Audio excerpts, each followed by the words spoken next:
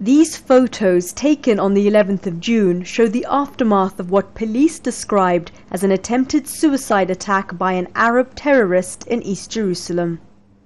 The man, Ziad Jilani, was a 41-year-old Palestinian-American. He was shot and killed at the scene by an Israeli officer who later claimed he thought Ziad was wearing a suicide vest. Speaking to Al Jazeera on the phone, the police spokesman at the time told us 2 Israeli policemen were run over by a vehicle driven by an Arab. The police told the suspect to stop. He fled. They opened fire on him.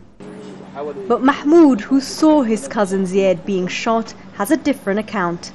Just before the incident, some Palestinians were throwing stones and police were firing in the air.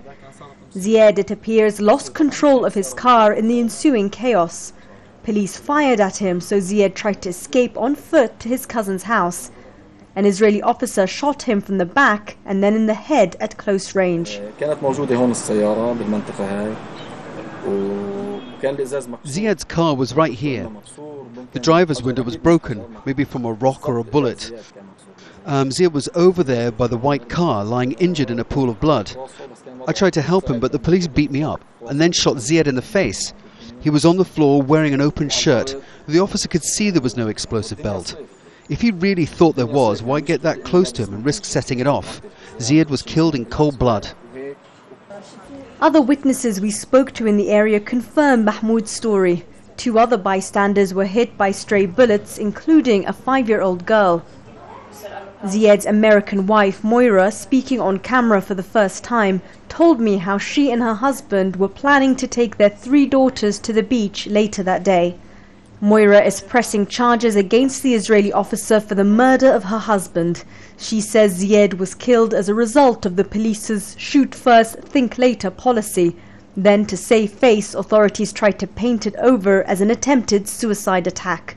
My husband was a family man, and the facts will prove that all this stuff that they're talking about is lies, because common sense will tell you anybody that's wanting to blow themselves up, premeditated, would be running towards the people that they intentionally want to blow up. My husband was running away from them, and they went after him.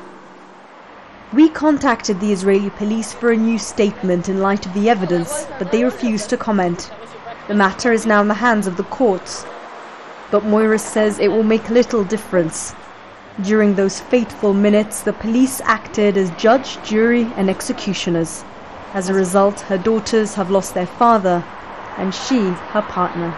If you were to account all the men, the single men right now in the whole world, they would not make up for my husband. Sherine Tadros, Al Jazeera, occupied East Jerusalem.